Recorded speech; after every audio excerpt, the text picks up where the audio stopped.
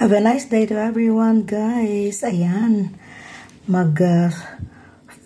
frozen din tayo ng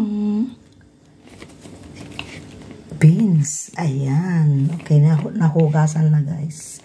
Nalinisan na, nahugasan na. And then, idadagdag natin dito sa na-frozen ko nung isang araw. Ayan. O, ganyan, guys. O, pag magluluto kayo, kumuha lang kayo ng ganyan. O, ayan. At dadagdagan na natin.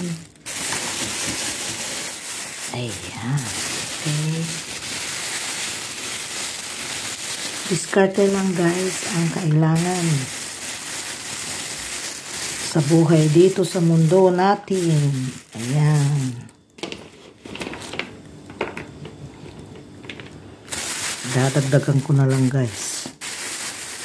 Wala kasi akong soap, ano ba yun? Plastic na yung pang frozen talaga.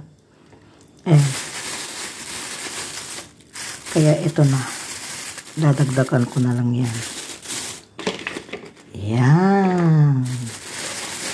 Ganito ang buhay dito sa abroad, guys.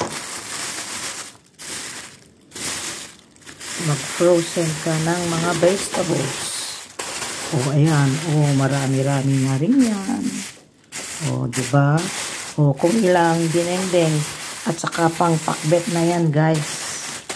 Ayan. Medyo napuno ng freezer namin sa mga frozen na vegetables. Ayan, marami na rin akong ampalaya. Ayan. Kulang na lang ang okra. Okay? Thank you for watching. God bless us all. Mag-frozen din kayo, guys.